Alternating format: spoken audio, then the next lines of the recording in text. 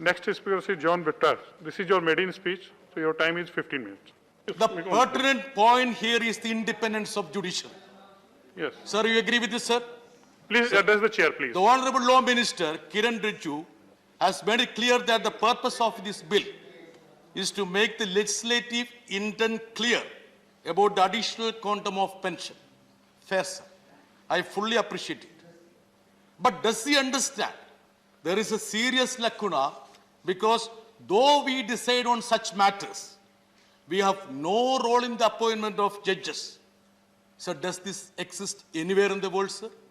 Absolutely no. Judges appointing judges is unheard. And strangely, I would emphasize the word strangely, the law minister doesn't have a firm view. I, in fact, went through his reply, which he delivered in Lok Sabha. There has been a demand for a national judicial appointment commission which should represent judiciary, executive, legislature, bar, and the public with provisions of transparency and accountability, sir.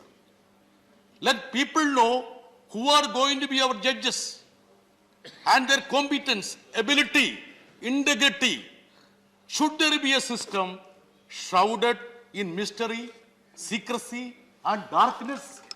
Is there any system of appointment of judges in the world which is completely shrouded in mystery, darkness, and secrecy? Sir, only in India. And the law minister is mute spectator of this system. He doesn't have a emphatic reply, emphatic view about this system which is distorting the judiciary's independence. Sir, are we creating, sir, this is not a partisan issue, sir. This affects the whole country. The independence of judiciary, sir.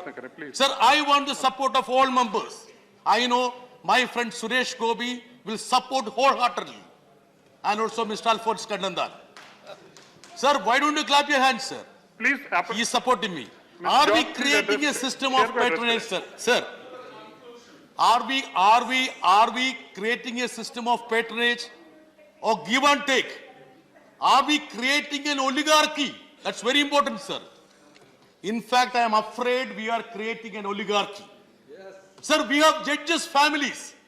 There have been many luminaries of the bar who are present here. I don't know why they mention about that. They must be knowing about this much more than any of us.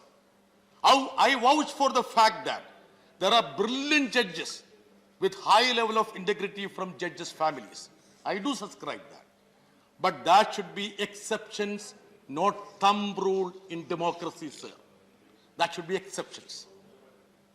Sir, let me read out a profile of a judge which I happen to see in a High Court website. Please allow me to do so. Mr. Justice so-and-so, I won't mention his name, born on so-and-so date, belongs to a family associated with judges. His maternal great-grandfather, a Chief Justice of India, maternal grandfather was a former acting Chief Justice. One of his maternal uncle, former Judge of Supreme Court. His maternal uncle, Honorable Justice, sitting. It's going on, sir. It's like a long list. Very long.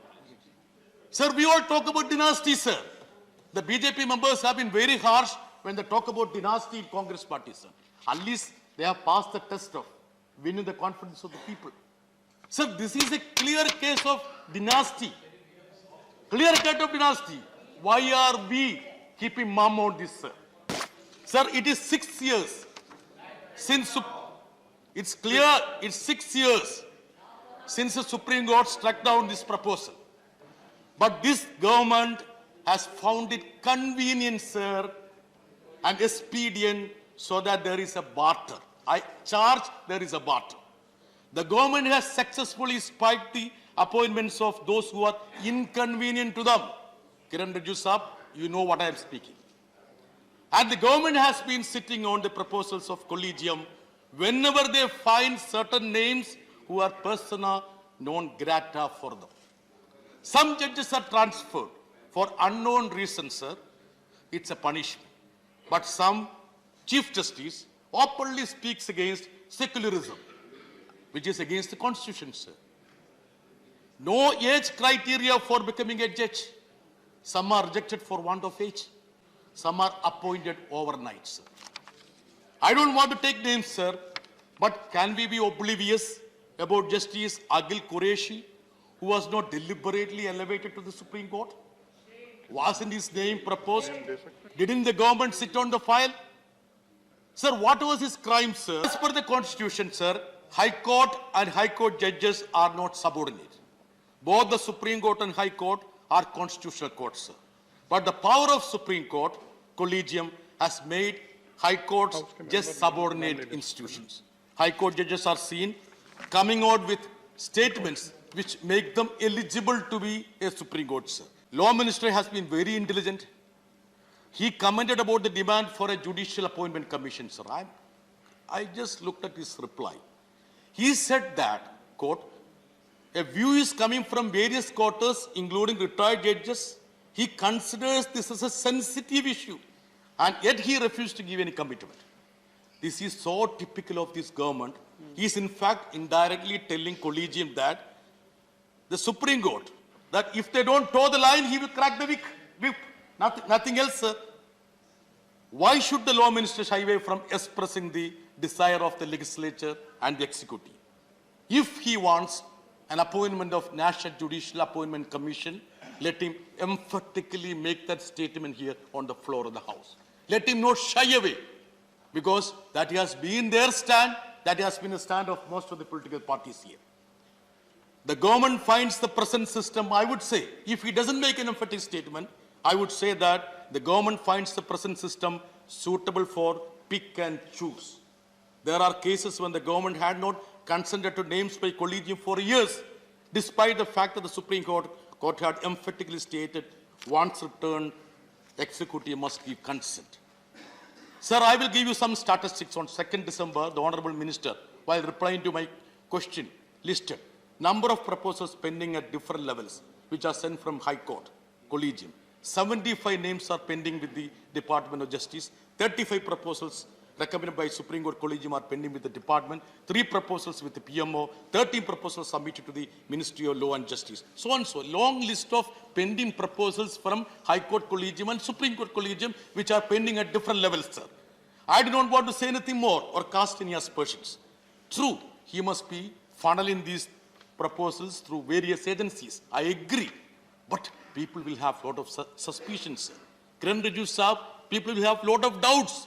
You should have a transparent system. That's all what I request, sir. But as anyone can make out this the only thing which is missing in this pipeline is transparency. The High Courts currently function with just 59% of the actual strength. I don't want to go to the statistics because many members have doled out what has been the statistics. Sir, I am sure the key framer of the Constitution and first Law Minister, Dr. B.R. Ambedkar, will be turning in his grave, seeing how judicial appointments are made and how the independence of judiciary is tampered with. He must be turning in his grave, sir. It is true that Ambedkar was not in favor of prohibiting judges of the Supreme Court or High Court in taking up an office of profit after retirement. I agree. When this issue came up in the Constituent Assembly debates, he said he will not prevent a judge from taking up a post after retirement. If he had, but I would say in hindsight, if at all he was alive today, he would have absolutely taken a position because he had never visualized a system of post-retirement, I would say, appeasement. Sir, at that time, Professor K.T. Shah in the Constituent Assembly argued for prohibiting such a post-retirement judges. Professor Shivanlal Saxena's words of wisdom in the Constituent Assembly must ring loud in our ears.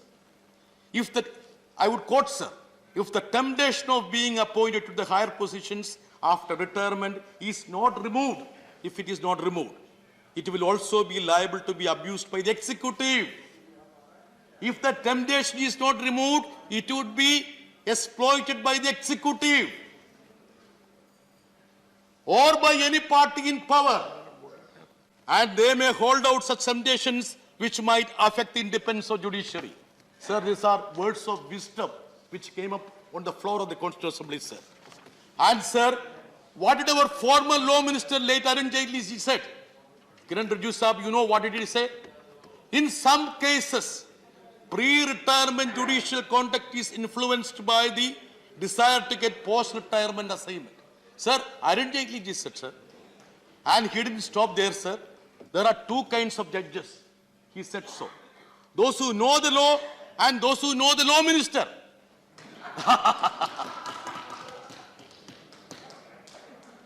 We are the only country in the world where judges appoint judges. Even though there is a retirement age, judges are not willing to retire. This is what Arun Jaitley said. Dear Law Minister, you seem to be so happy now. Doesn't mean many judges know you. That should be the question. Naturally, this is what Arun Jaitley said. Name. I am sure, like Dr. Ambedkar, Jaitley also will be turning in his grave, seeing the way in which our judicial appointments happen. In the light of all what has been said, Arun Jaitley and others, should we pass series of judgments or lack of them through prism of wisdom? It's very important, sir. Shouldn't we pass? I have no hesitation expressing the anguish of the public and legal fraternity and others in referring to few judgments or absence of them. Sir, India is a diverse country, sir. It's a very important point, so I need your benevolence to, complete this. The present scheme of appointment ensures that only a particular class process are rewarded by the government. A new class is being created, sir. Of course, there are exceptions. I understand. There are brilliant judges who come from judges' family. Sir, let me remind the law minister, only a process, thought process passed down. It's a diverse country, sir. With the expansion of the cabinet, sir, during the last expansion of the cabinet, it was said that the expansion includes sizable number of OBCs, SCs and STs. This will be the most socially diverse council of ministers in the history of independent India. So that was a statement made by most of the BJP leaders. Sir, Prime Minister had ushered in an inclusive India for the first time. All the BJP spokespersons were vocal on that. I don't want to comment about that. Does it mean that when it comes to judiciary, we shouldn't want such a diverse representation? Should we be oblivious about that? You want only representation in the cabinet? Sir, out of 47 Chief Justices of India till date, at least 14 have been Brahmins. From 1950 to 1970, the maximum strength of the Supreme Court was 14 judges and 11 of them were Brahmins. Sir, 1971 to 1989, will this August House be shocked to note that till 1980, there was no judge from the OBC or Supreme SC in the highest court of this country? Thank you very much. Thank you. Mr. John, जो आपने judges के नाम लिए हैं, वो record में नहीं जाएंगे. There was a discussion on the judiciary, High Court judges and Supreme Court judges. I had occasion to hear the speech of a member from Kerala, Jan Britas. Wonderful, really. I enjoyed it. Next day, to my disappointment, not even a single line of what he spoke in the House was reported in the national media. I don't know about Malayalam media. I was so disappointed. It's not about John Britas or the issue of judiciary. On many important issues, there are wonderful members in my house who make constructive criticism, criticize the government or the policy or the bill, their might. But such people should be encouraged.